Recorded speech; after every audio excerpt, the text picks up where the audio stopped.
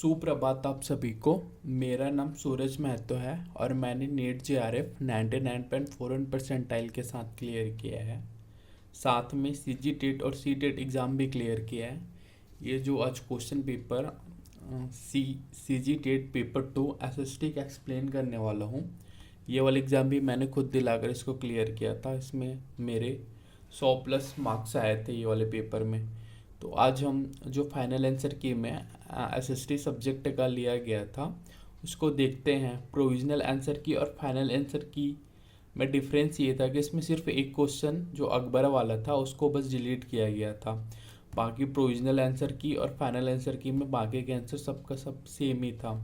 तो चलो फिर आज जानते हैं कि क्या लिया गया था फाइनल आंसर की में क्वेश्चन के आंसर को। पहला है 91।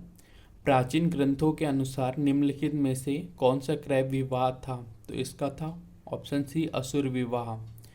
फिर 92 है यज्ञवाल्क्य के अनुसार पुत्र विहीन पति की मृत्यु के बाद उसकी संपत्ति पर प्रथम अधिकार किसका होता है? तो यह था पत्नी का। फिर 93 था गुप्त काल में सती प्रथा के प्रचलित होने का प्रमाण मिलता है 1510 में ईस्वी में भानुगुप्त द्वारा जारी किए गए किस अभिलेख में सती प्रथा का विवरण दिया गया है? तो इसका आंसर था ऑप्शन सी एरड़ अभिलेख। जो जूनागढ़ अभिलेख था ये रुद्रदामन से संबंधित था। फिर है मैं कवि हूँ, मेरे पिता वैद्य और मेरी माता अनाज पीसने का कार्य करती है। वर्ण व्यवस्था के बारे में यह सूक्त किस वेद में दिया हुआ है? तो इसका आंसर था ऑप्शन ए ऋग्वेद। निम्नलिखित में से कौन सा सही सुमेलित नहीं है? तो इसमें जो नहीं है लिखा है तो इसका था मुद्रा और पुरालेख शास्त्र और प्राचीन दस्तावेज पुरा और अभिलेख मुद्रा शास्त्र, ये दोनों संबंधित नहीं है। फिर ये प्राचीन दस्तावेज जो पुरालिपि शास्त्र था ये संबंधित है। फिर क्वेश्चन नंबर 96 था निम्नलिखित में से कौन से स्थल प्रागैतिहासिक चित्रकला के लिए प्रसिद्ध है? तो इसका आंसर था भीमबेटका। जो अजंता ये महाराष्ट्र में, बाघ है ये मध्य प्रदेश में, और अमरावती है जो आंध्र प्रदेश या तेलंगाना वाले अभी एरिया में है उसमें आता है ये। फिर था क्वेश्चन नंबर 97 वैदिक काल के संदर्भ में सही है। इसमें ऑप्शन ए है सन्यासी सदैव पलायनवादी नहीं थे और सन्यासी वास्तव में कुछ मौलिक प्रश्नों के उत्तर खोजने में संलग्न थे। इसमें कथन और कारण दोनों सही हैं और कारण कथन की सही व्याख्या करता है ये वाले 97 क्वेश्चन में। फिर 98 में है सिंधु घाटी सभ्यता में गोदीबाड़ा डॉकयार्ड के अवशेष कहाँ मिले हैं? तो ये मिले थे लोथल में। कालीबंगा जो है ये लोथल, इसका आंसर जो है वो लोथल में है। कालीबंगा जो है वो राजस्थान की जगह था, बनावली हरियाणा की जगह था, मोहनजोदड़ो जो है वो पाकिस्तान की जगह था। अब फिर पाई का शुद्धतम मूल्य 3.1416 निम्नलिखित में से किसने बताया है? तो इसको बताया था आर्यभट्ट ने। फिर है शैलेंद्र साम्राज्य के द्वारा बोरोबुदुर बौद्ध स्तूप कहाँ बनवाया गया था? तो ये बनवाया गया था जावा में। फिर है 101 101 क्वेश्चन सूची 1 को सूची 2 से सुमेलित कीजिए तथा नीचे दिए गए की सहायता से सही उत्तर का चयन कीजिए। तो इसमें अशोक को जो उपाधि प्रदान की गई थी वो प्रियदर्शी उपाधि प्रदान की गई थी। समुद्रगुप्त को विक्रमांक, चंद्रगुप्त द्वितीय को विक्रमादित्य और स्कंदगुप्त शक्रादित्य की उपाधि प्रदान की गई थी। फिर क्वेश्चन नंबर 102 है किसने लिखा है कि मौर्य सेना में 6 लाख पैदल, 30,000 घुड़सवार और 9,000 हाथी थे? तो यह वर्णन किया था प्लिनी ने। फिर क्वेश्चन नंबर 103 10वीं और 11वीं शताब्दी के दौरान सूफियों को कितने क्रमों सिलसिलों में संगठित किया गया था? तो ये था 12। फिर है 104 निम्नलिखित में से कौन सा जोड़ी सुमेलित नहीं है? इसमें जो सुमेलित है वो है अंडाल नमलवार 800 से 900 ईस्वी सन, बासवन्ना जो है 1100 से 12 ईस्वी सन। फिर है थर्ड है शंकरदेव तुकाराम जो है 1400 से 1500 ईस्वी सन। ये तीनों सुमेलित है। और सुमेलित नहीं है वो था रामानंद चोखा मेखला जो 1600-1700 ईस्वी सन है, ये सुमेलित नहीं है। फिर 105 सूची 1 को सूची से मिलाकर सही उत्तर चुने। तो जो नामदेव हैं वह महाराष्ट्र के थे, चैतन्य महाप्रभु है वो पश्चिम बंगाल के थे, रामानुजाचार्य जो हैं वो तमिलनाडु के थे, और संत रविदास है वो उत्तर प्रदेश के थे। फिर क्वेश्चन नंबर 106, निम्नलिखित कथन भक्ति की प्रारंभिक परंपराओं से संबंधित है, इनमें कौन सा सही है? तो इसका आंसर था, पूजा के विभिन्न स्वरूप के विकास के दौरान संत कवि आमतौर पर ऐसे नेता के रूप में उभरे जिनके आसपास भक्तों का एक समुदाय विकसित हुआ। भक्ति के कई स्वरूपों में ब्राह्मण देवताओं और भक्तों के बीच महत्वपूर्ण मध्यस्थ के रूप में बने रहे। और फिर ऑप्शन थर्ड, भक्ति परंपराओं को आमतौर पर इतिहासकारों द्वारा दो व्यापक वर्गों में वर्गीकृत किया गया था, सरगुण और निगुण। तो इसमें जो तीनों ऑप्शन हैं 1 2 3 ये तीनों सही हैं। फिर है क्वेश्चन नंबर 107, 10 मई 1857 को सैनिकों ने कहाँ विद्रोह शुरू किया था? तो यह विद्रोह शुरू किया था मेरठ से। फिर है क्वेश्चन नंबर 108, सन 1916 में जहांगीर ने निम्न में से किसको दक्षिण का सूबेदार बनाया था? तो ये खुर्रम को दक्षिण का सूबेदार बनाया था।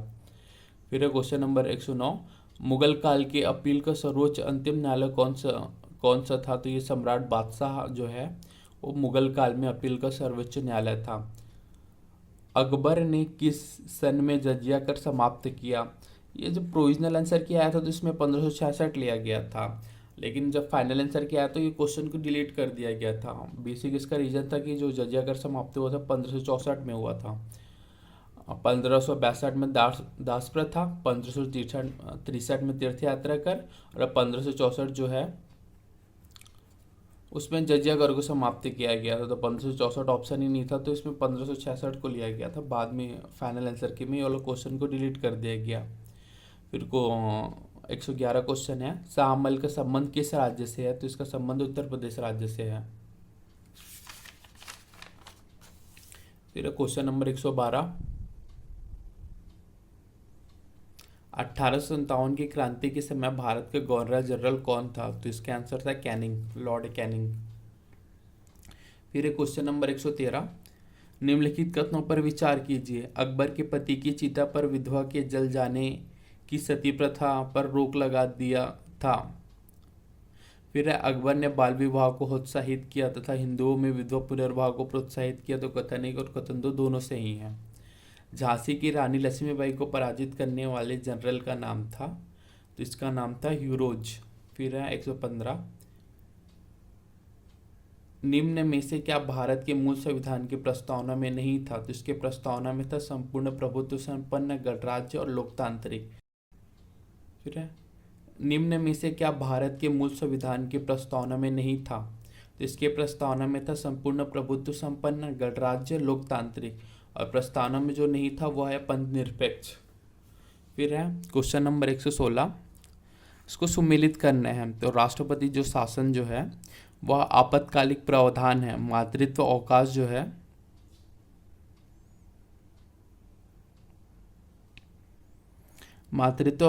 है राज्य की नीति निर्देशक तत्व है, और अनिवार्य एवं निःशुल्क शिक्षा है वह मौलिक अधिकार है, और राष्ट्रध्वज एवं राष्ट्र ज्ञान का जो सम्मान करना है वो मौलिक कर्तव्य है।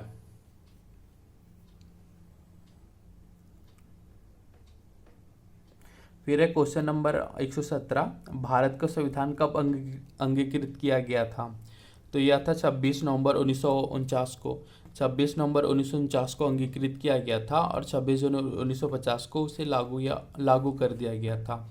फिर क्वेश्चन नंबर 118, शिक्षण संस्थानों में प्रवेश के लिए आरक्षण किस संवैधानिक प्रावधान से प्राप्त होता है? तो यह अनुच्छेद 15(5) से प्राप्त होता है। फिर है राज्यपाल के कार्यकाल के संबंध में क्या सही है? तो इसके कार्यकाल के संबंध में जो सही था वह था, उनका कार्यकाल प्रभार ग्रहण करने से 5 वर्ष का होता है, और वे राष्ट्रपति के प्रसाद पर्यंत अपने पद पर रहते हैं। ये दोनों सही हैं। फिर है क्वेश्चन नंबर 120, पंचायतों के लिए चुनाव कौन करवाता है? तो इसका चुनाव कराता है राज्य निर्वाचन आयोग। फिर क्वेश्चन नंबर 121 है, सर्वोच्च न्यायालय में नियुक्त न्यायाधीश किसके समक्ष शपथ लेते हैं? तो यह राष्ट्रपति के समक्ष शपथ लेते हैं। फिर है क्वेश्चन नंबर 122, भारत की व्यवस्थापिका में शामिल हैं। इसके व्यवस्थापिका में जो शामिल है वो लोकसभा, राज्यसभा और राष्ट्रपति हैं। फिर क्वेश्चन नंबर 123 है, इसको सुमेलित करना है। तो जो पी तरंगे है वो उससे भूकंप आती है। लेकोलिथ जो तरंगे है वो ज्वालामुखी के लिए है। बेसाल्ट जो है वो आग्नेय चट्टान है। संगमरमर जो है वो कैंतरित चट्टान है। निम्नलिखित में से एक अपर्दन का अभिकर्ता नहीं है। इसमें जो बहता हुआ जल है, ग्लेशियर है, हवा है, इसे अपर्दन होता है। और जो तापक्रम है ये अपर्दन का अभिकर्ता नहीं है, मतलब तापक्रम से कोई अपर्दन नहीं होता है। फिर है क्वेश्चन नंबर 125, स्थल मंडल को निम्न में से कौन सा भाग वर्णित करता है? तो भूपर पट्टी तथा मेटल का ऊपरी ठोस भाग स्थल मंडल को वर्णित करता है। क्वेश्चन नंबर 126 है, वायुमंडल के निम्न परतों में से किस एक परत में जलवायु तथा मौसम संबंधी परिवर्तन होता है? तो जो ट्रोपोस्फेयर है, अगर अधोमंडल नहीं जानते हो, ट्रोपोस्फेयर, इसी में जलवायु तथा मौसम संबंधी परिवर्तन होते हैं। फिर है 127, भारत की सबसे बड़ी बहुउद्देशीय परियोजना कौन सी है? तो भाखड़ा नांगल परियोजना है वो भारत की सबसे बड़ी बहुउद्देशीय परियोजना है। निम्न में से कौन एक प्रायद्वीप पठार से संबंधित नहीं है? तो जो खादर है वो प्रायद्वीप पठार से संबंधित नहीं है। फिर था क्वेश्चन नंबर 129, पश्चिम बंगाल में चलने वाले तूफान को क्या कहते हैं? तो इसे काल बैसाखी के नाम से जाना जाता है। फिर क्वेश्चन नंबर 130 है, भारत के इस्पात नगर कहाँ स्थित है? अगर छत्तीसगढ़ के सेंस में पूछता तो भिलाई छत्तीसगढ़ रहता। भारत के सेंस में पूछा है तो ये जमशेदपुर झारखंड में स्थित है। फिर है क्वेश्चन नंबर 131, निम्नलिखित में से कौन सा कथन गलत है? तो इसमें जो गलत कथन है वो हसदो नदी माड़ नदी की सहायक नदी, यह गलत है। बाकी मनियारी नदी का उद्गम मैकल पर्वत से है। सोन नदी गंगा की प्रमुख सहायक है। गोदावरी तथा महानदी प्रणाली को तेलिन घाटी अलग करती है, ये तीनों सही हैं। और हसदेव नदी माड़ नदी की सहायक नदी है, यही कथन गलत है। फिर है क्वेश्चन नंबर 132, इसमें सुमेलित करना है। तो जो काबरा पहाड़ है वो शैल चित्र के लिए प्रसिद्ध है। अंकुरी नाला जो है वो प्राकृतिक वातानुकूलित क्षेत्र है। श्रृंगी ऋषि का आश्रम जो है वो सिहावा नगरी में स्थित है। और जो सर्प पार्क है वो तपकरा में स्थित है। फिर क्वेश्चन नंबर 133, जनगणना वर्ष 2011 के अनुसार छत्तीसगढ़ में सर्वाधिक लिंगानुपात वाला जिला तथा सबसे कम लिंगानुपात वाला जिला कौन सा है? तो इसका आंसर था कोंडागांव और रायपुर। फिर है 134, सोनबर्रा पठार स्थित है। तो यह रायपुर उच्च भूमि में जो सोनबर्रा पठार है वह स्थित है। फिर है 135, बसनाझर प्रसिद्ध है। तो यह शैल चित्रों के लिए प्रसिद्ध है। फिर क्वेश्चन नंबर 136, बैगा जनजाति द्वारा कौन सा त्यौहार मनाया जाता है? तो यह रतौना त्यौहार मनाया जाता है बैगा जनजाति के द्वारा। फिर क्वेश्चन नंबर 137, निम्नलिखित प्राचीन धार्मिक स्मारकों को उनके स्थानों से सुमेलित कीजिए। तो जो सिद्धेश्वर मंदिर था वो पल्लारी में है। केवटिन मंदिर जो है वो पचधर में है। कंठी देवल मंदिर जो है वो रतनपुर में है। और धूमनाथ मंदिर जो है वो सरगांव में स्थित है। फिर है क्वेश्चन नंबर 138, ब्रिटिश नियंत्रण काल में निम्नलिखित परगने के पुनर्गठित होने के पश्चात निम्नलिखित स्थानों को उनके परगनों को सुमेलित कीजिए। तो जो लोरमी है वो रतनपुर के अंतर्गत आता था। गुल्लू जो है वो रायपुर के अंतर्गत आता था। दुर्ग जो है वो धमधा के अंतर्गत आता था।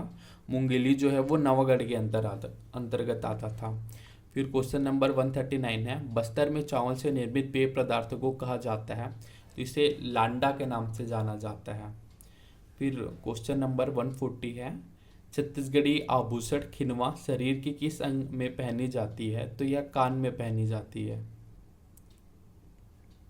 फिर क्वेश्चन नंबर 141, हिमालय की ऊंचाई हमेशा बढ़ रही है क्योंकि हिमालय नवीवल्लित पर्वत है। तो इसमें कथन और कारण दोनों सही हैं तथा कारण जो है वो कथन एक ही सही व्याख्या कर रहा है। फिर क्वेश्चन नंबर 142 है, निम्नलिखित में से कौन सा कार्य केवल केंद्र सरकार द्वारा किया जाता है? तो जो रेल चलाने का कार्य है वह सिर्फ केंद्र सरकार के द्वारा किया जाता है। फिर क्वेश्चन नंबर 143, सुमेलित करना है। जो कुंवर सिंह थे उसका संबंध बिहार से था तात्या टोपे हैं, उनका संबंध कानपुर से था। लक्ष्मीबाई है, उसका संबंध झांसी से था। वीर नारायण सिंह है, उनका संबंध सोना खान से था। फिर है 144 क्वेश्चन। कक्षा 6 से कक्षा 8 में समाज विज्ञान विषय का अध्यापन किया जाता है ताकि विद्यार्थी अपने आसपास की घटनाओं को समझ सकें। इसके लिए हमें कक्षा 6 से कक्षा 8 के समाज विज्ञान विषय का अध्ययन कराया जाता है। फिर है 145। भारत में उपनिवेशिक काल के दौरान कौन से सामाजिक सुधार हुआ था? तो इसमें सती प्रथा का अंत हुआ था उपनिवेशिक काल के दौरान। पृथ्वी का जो घूर्णन की दिशा है वह पश्चिम से पूर्व की ओर है। फिर है 147। कक्षा में विद्यार्थियों को अक्षांश एवं देशांतर रेखाओं को समझने के लिए कौन सी सहायक सामग्री सबसे उपयुक्त है? तो जो ग्लोब सहायक सामग्री है वह इसके लिए सबसे उपयुक्त है। फिर 148 है लोकतंत्र में मीडिया की भूमिका है। तो इसमें जो लोकतंत्र में मीडिया की भूमिका है वह है देश में हो रही घटनाओं की सही जानकारी। मीडिया की जो भूमिका है वह है देश में हो रही घटनाओं की सही जानकारी देना है। फिर क्वेश्चन नंबर 149 है भारत में मुगल शासकों के शासनकाल का सही क्रम है? तो इसका क्रम था वो बाबर, हुमायूं, अकबर, जहांगीर था। आप भाजसा के जरिए भी इसको याद कर सकते हैं। इसमें ब से बाबर होता है, एस से हुमायूं होता है, ए से अकबर होता है, जी से जहांगीर होता है, एस से शाहजहां होता है और इसे औरंगजेब है। और लास्ट क्वेश्चन जो था, मान लो आपके पिताजी ने 6 माह पूर्व नल कनेक्शन लेने के लिए आवेदन किया परंतु उस पर अभी तक कोई कार्रवाई नहीं हुई।